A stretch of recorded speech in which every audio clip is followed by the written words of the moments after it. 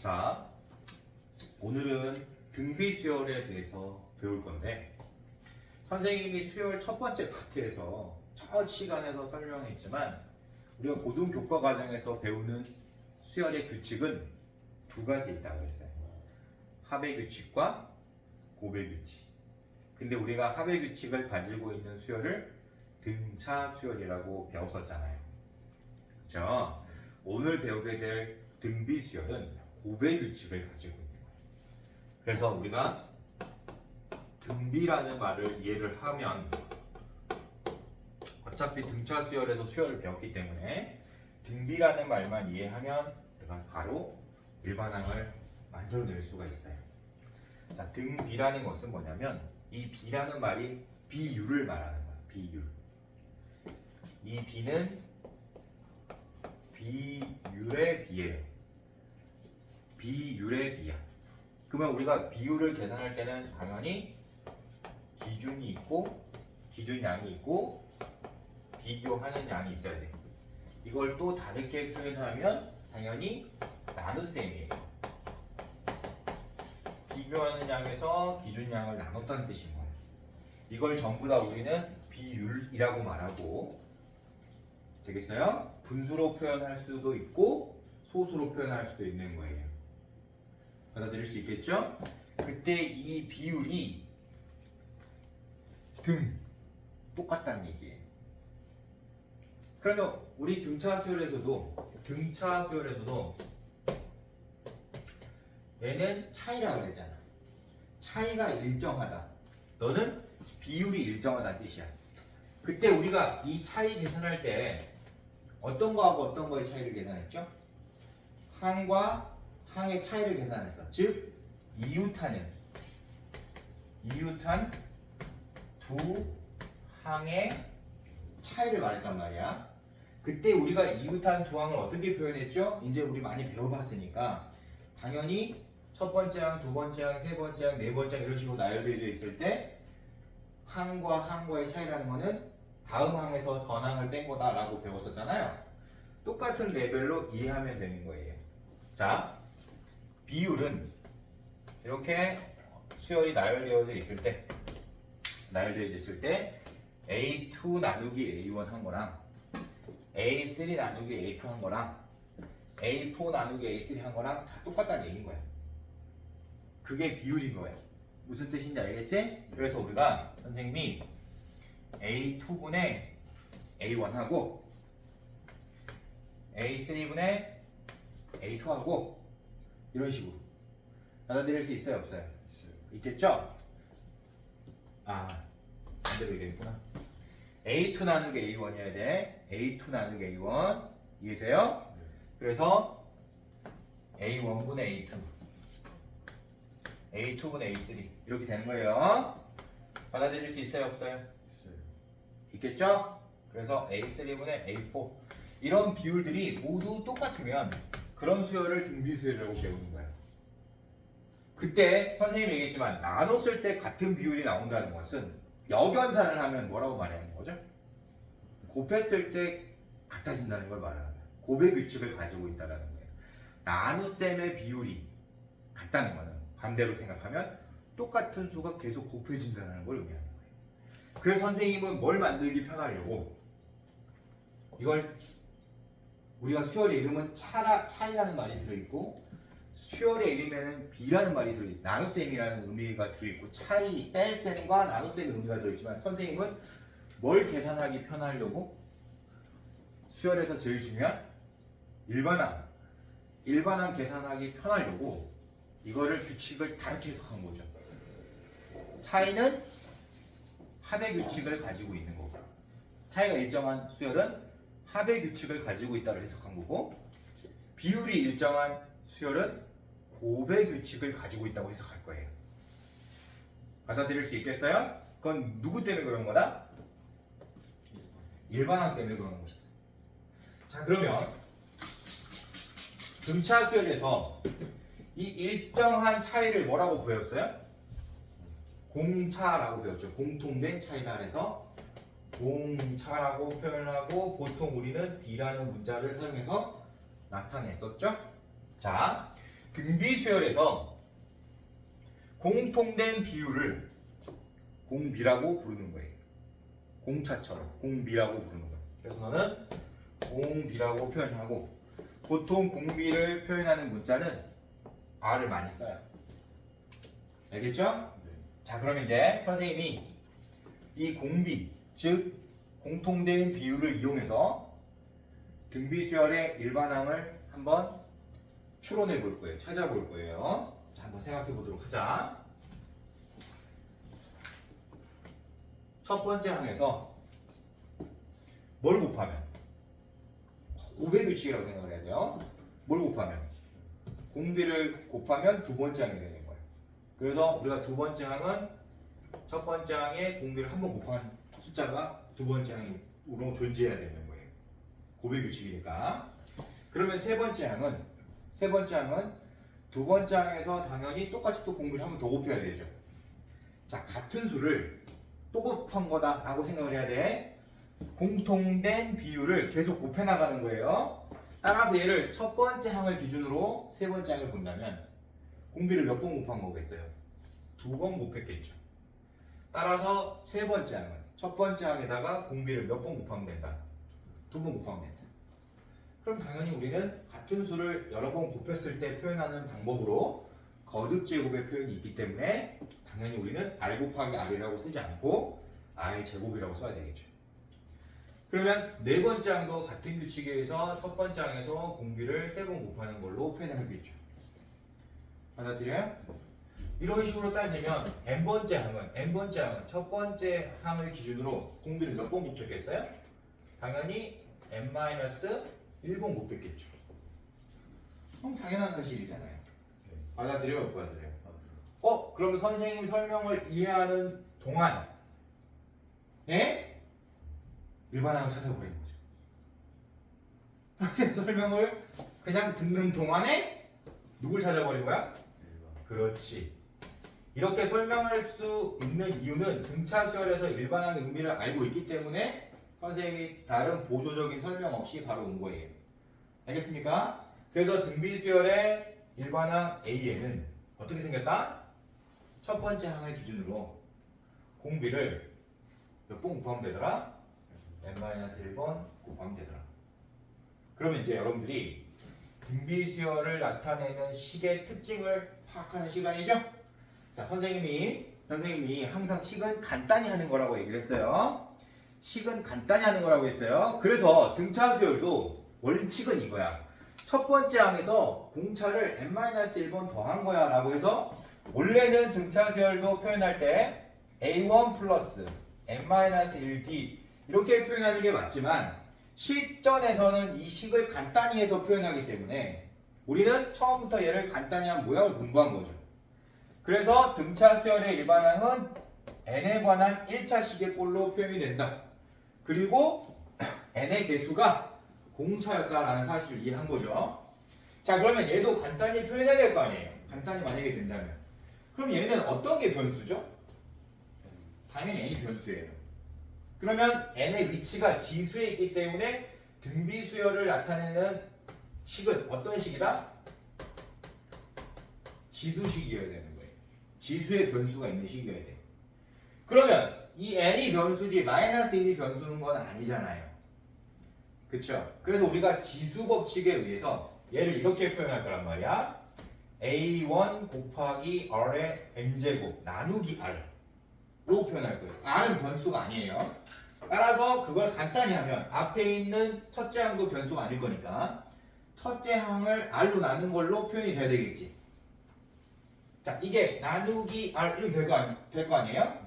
그때 이 부분만 변수로 표현되어 있는 식이어야 되고 a1이나 r은 계산할 수 있는 상수로 표현되어야 되는 겁니다. 따라서 등비수열을 나타내는 지수식도 간단히 하면 r분의 a1 곱하기 r의 n제곱 꼴로 표현될 거란 말이에요. 받아들일 수 있어요? 자, 여기서 이제 중요한 건 뭐냐? 지수식으로 표현되어 있으면 무조건 무슨 수열이라는 거야? 등비수열이라는 거야. 왜? 등비수열이 고배 규칙을 가지고 있으니까 똑같은 수를 계속 반복해서 곱하면 거듭 제곱꼴로 나타낼 수밖에 없는 거고, 거듭 제곱꼴로 어떤 수열의 일반항이 표현이 되어 있다는 말은 곧 등비 수열임을 의미하는 거예요. 그럼 여기서 우리가 뭐만 찾으면 끝나는 거야? 공비만 찾으면 되는 거예요. 그럼 공비 찾는 게 어렵나요? 자, 등차 수열에서는 뭘 알고 있을 때? 공차를 알고 있을 때 식이 편해졌잖아. 등비 수열도 마찬가지예요. 뭘 알고 있으면? 공비를 알고 있으면 식이 편해지는 거예요. 왜? 선생님이 얘기했지만 어차피 지수식이고, 그치? 내가 어떤 등비 수열 A를 표현할 때 이 앞에 있는 숫자를 나중에 맞추는 거야. 공비를 알고 싶다 그러면, 공비가 예를 들어서 3이라는 거 알고 싶다 그러면 그냥 3의 n제곱이라고 써. 이렇게 써. 쓴 다음에 여기다 1 집어넣으면 첫 번째 항이 나오는 거고, 저기다 2 집어넣으면 두 번째 항이 나오는 거고, 3 집어넣으면 세 번째 항이 나오는, 똑같은 규칙을 쓰는 거예요. 등차수열을 맞추는 거야. 이거는 이 앞에 있는 숫자를 처음부터 맞추려고 하면 안 되는 거야. 왜? 그거는 주어진 조건이 매 문제마다 다를 거거든. 항상 첫 장을 알려주진 않을 거란 말이에요. 그래서 식의 모양만 연구하는 거예요. 받아들일 수 있어요? 네. 따라서 등비수열도 공비를 알고 있다면 그냥 공비의 n제곱으로 먼저 표현하고 출발하는 거예요. 등차수열에서 공차를 알고 있으면 dn 출발했듯이, 등비수열에서 공비를 알고 있다면 r의 n제곱 출발, 그리고 내가 주어진 조건에 맞는 n을 대입해서 이 앞에 있는 상수를 찾으면 되는 거예요. 받아들여 볼 거야. 받아들이지? 이렇게 공부를 해야 된다는 거예요.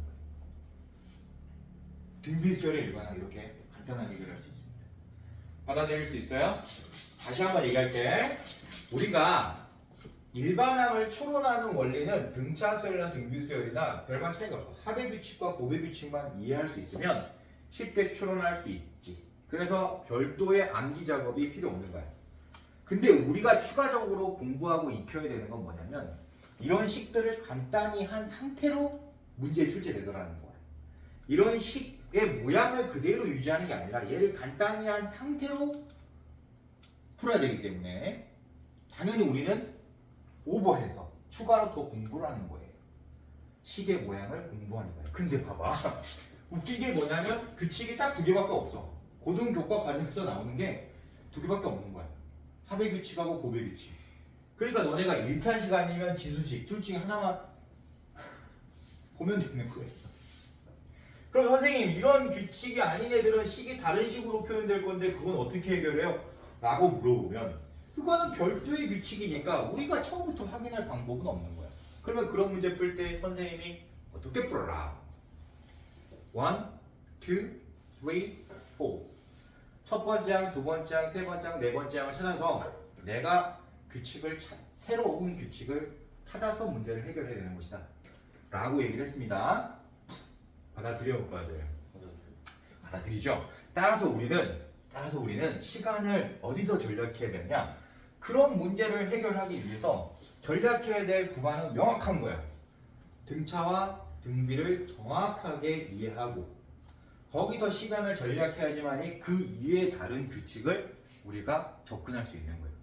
정해진 시간 안에.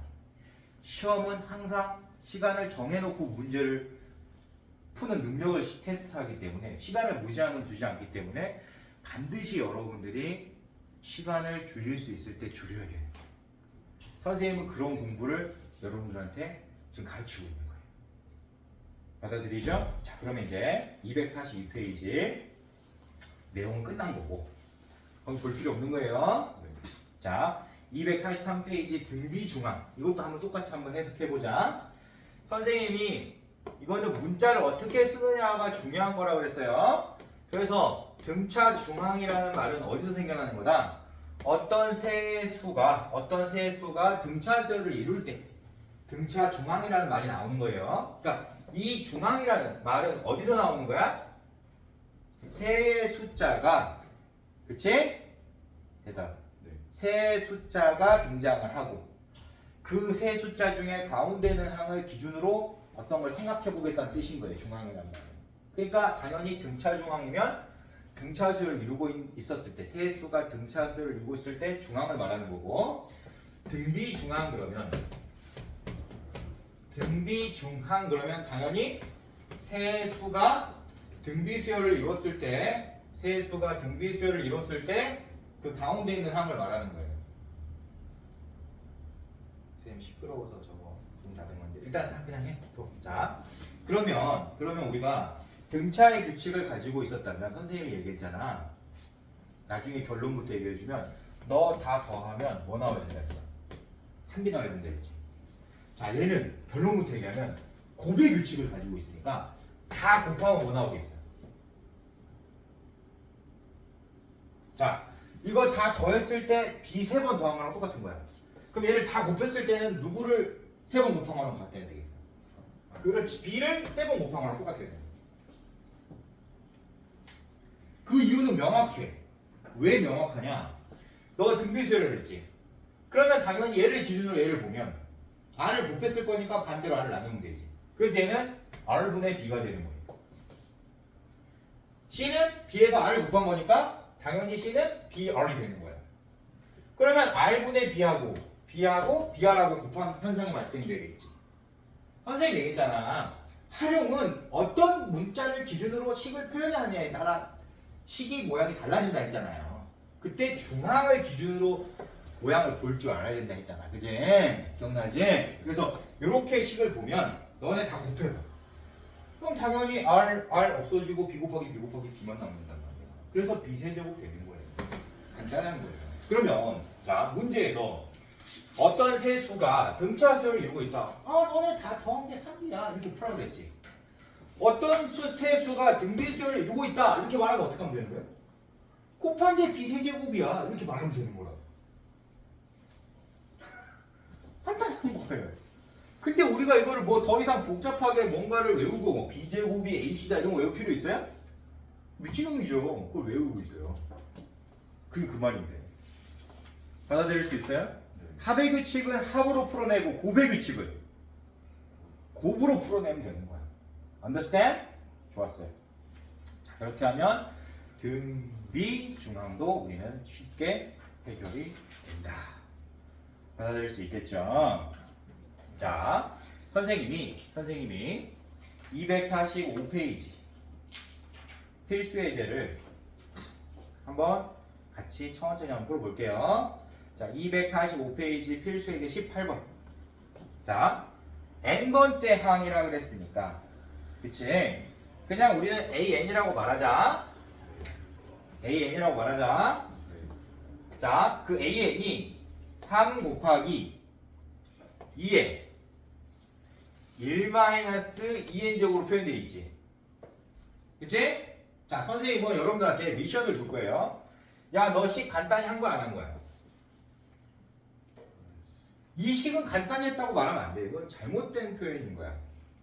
항상 선생님이 r의 n제곱의 꼴로 표현하라고 가르쳐줬습니다.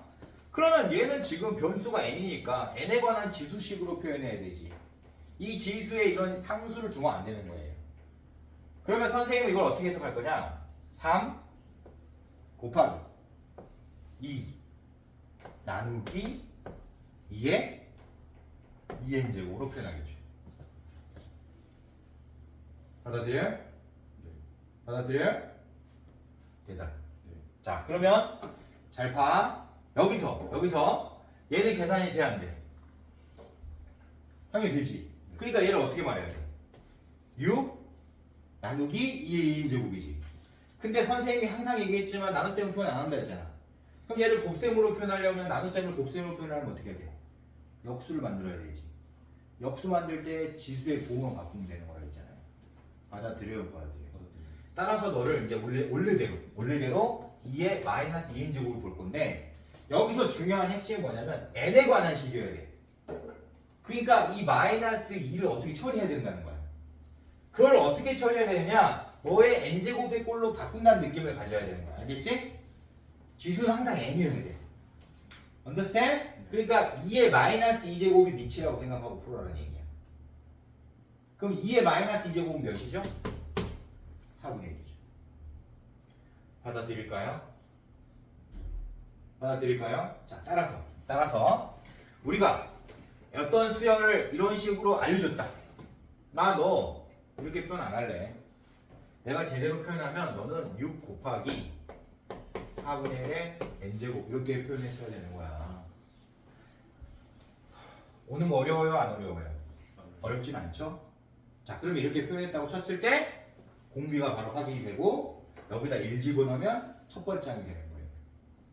받아들일 수 있어요? 자, 이제 자판제. 그러면 우리가 이 레벨을 뛰어넘는 친구는 어떻게 할 거냐면 이 식을 이렇게 변형을 안 하더라도 이 식을 이렇게 변형을 안 하더라도 바로 한 번에 공비를 찾을 수 있어요.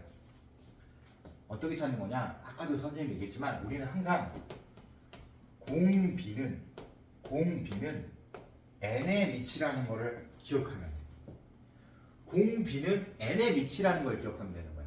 자, 공차 어떻게 찾았어요? 등차 수열에서 n의 개수만 보고 공차를 찾았단 말이야. 그럼 나도 마찬가지로 식이 어떻게 주어져 있더라도 공비 어떻게 찾아? n의 밑만 찾으면 돼. 그럼 여기서 n 여기 있잖아, 그지? 그럼 n의 밑은 자 봐, 이 2는 마이너스 2n제곱에 미친 거예요. 받아들여? 그러면 n의 밑은 2의 마이너스 2제곱이라고 해서 그래야 되겠지. 이해되니? 따라서 여기서 공비를 2의 마이너스 2제곱으로 바로 한 걸 찾을 수 있는 거야. understand? 그러면 공비를 알고 있는 상태에서 이런 식 맞추는 건 매우 간단하죠. 어차피 1 집어넣으면 첫 장 나와야 되니까 너한테 1 대입한 거랑 너한테 1 대입한 게 똑같은 거 똑같게 만들면 되는 거 아니에요. 받아들여 올 거야 돼요. 받아들이지? 그러니까 등차 수열에서는 공차를 아는 게 매우 중요한 거고 등비 수열에서는 공비를 아는 게 매우 중요한 건데 합의 규칙과 고배 규칙이니까 당연히 공차, 공비가 중요하겠죠. 공비를 어떻게 찾는다? n의 위치로 찾는다. 그거 까먹지 마세요. 받아들일까요? 네. 좋아요. 2번 볼게요.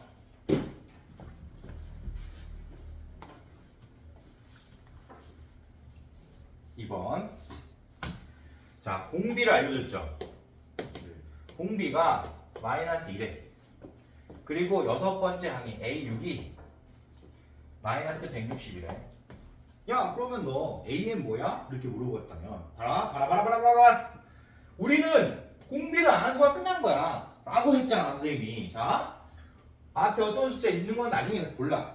일단 공비가 마이너스 1이라는 거 알았지? 그럼 여기다 뭘 적으면 돼? 마이너스 2에 n제곱 적으면 끝나는 거지. 적었지? 자, 주어진 조건이 A1이야 A6이야? A6이지? 여기다 6 대입하면 마이너스 160 나온다는 뜻인 거예요. 받아들여요? 그러면 너한테 6 대입하면 마이너스 2의 6제곱이 되는 거잖아. 그게 얼마야? 플러스 64지. 6제곱이니까. 그럼 64에다가 뭘 곱했을 때 마이너스 160이 돼? 이거 찾으라는 걸 퍼튼 거야. 그럼 당연히 너는 64분의 160 아니야? 마이너스 160 아니야? 맞잖아. 8로 먼저 나눠보세요. 자, 8로 나누면 8분의 마이너스 20 나오지? 다시 4로 나눠지지. 4로 나누면 얼마야? 2분의 5. 따라서 얘 앞에 있는 숫자가 마이너스 2분의 5라고 바로 맞춰. 됐어요? 그 A는 아니까 내가 첫째 항을 물어보면 이제 1 대입하면 되는 거고. 그치? 10번째 항을 물어보면 10 대입하면 되는 거고. 이런 뜻인 거예요. 합의 규칙과 고배 규칙만 여러분들이 제대로 이해할 수 있다면 이 내용이 매우 어려운 내용이 될까요? 쉬운 내용이 될까요? 쉬운 내용이 돼요. 자, 필수 이제 19번까지만 하고 오늘 수업 마무리 지을 건데 필수 이제 19번 등차 수열은 합의 규칙을 가지고 있었으니까 우리가 일반항을 어떻게 표현했더라? 그러면 등비 수열은 고배 규칙을 가지고 있으니까 일반항을 어떻게 표현해야 되고 그런 것들을 A1, A2로 쓰지 않고 항상 일반항을 기준으로 표현하도록 노력해야 되겠죠? 자, 이제 갑니다. A1 더하기 A2 등비 수열인데 A1 더하기 A2 하면 된다 안 된다? 안 된다. 왜? A2라는 항은 있으면 안 되는 거야. 우리는 얘를 A1R이라고 표현했어야 돼.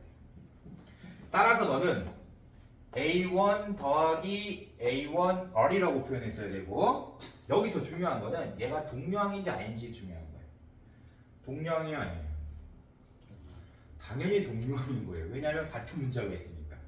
그래서 반드시 분해를 해줘야 돼. 분해까지 해주면 베스트야. understand? 자, 그럼 내가 이거를 이렇게 표현하는 게 맞겠죠. 1 플러스 R A1 이라고 표현하는 게 맞겠죠. 자, 같은 표현법대로 A3 더하기 A4를 우리가 이렇게 표현하는 게 맞겠지. A3을 A1 곱하기 R제곱 받아들여요? A4를 A1 곱하기 R3제곱으로 표현하는 게 맞겠지?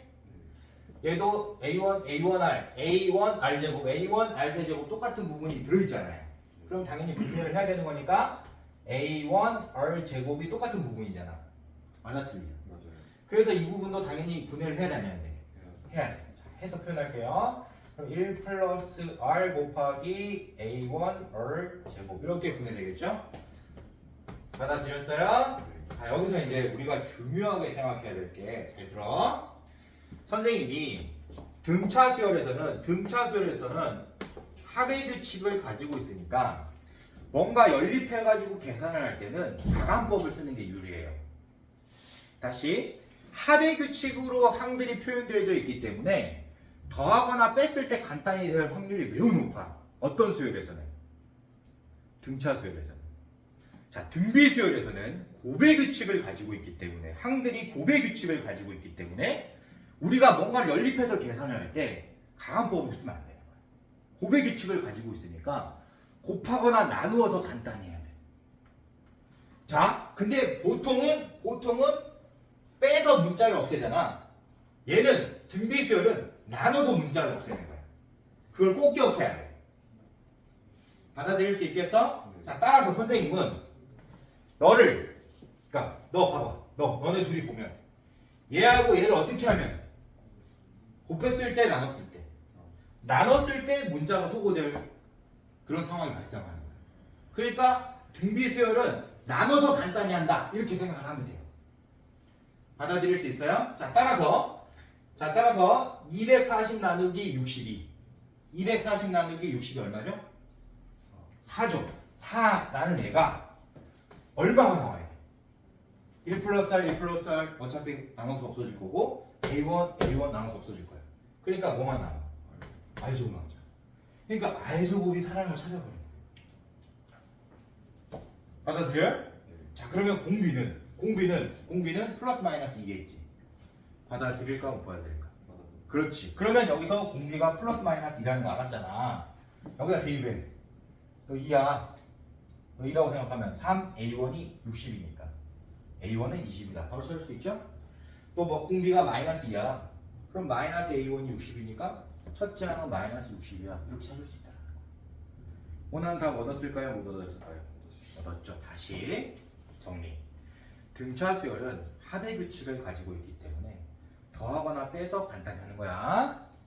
등비 수열은 곱의 규칙을 가지고 있기 때문에 곱하거나 나누어서 간단히 하는 거야. 자, 간단히 한다는 말은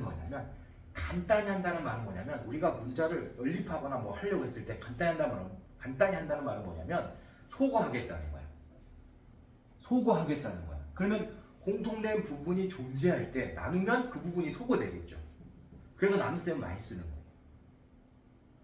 받아들일 수 있을까요? 없을까요? 그리고 왜 선생님이 분해를 했냐라고 누군가 물어보면 선생님이 아까도 얘기했잖아. 등비수열은 곱의 규칙을 가지고 있기 때문에 인수를 찾는 게 무엇보다 중요해.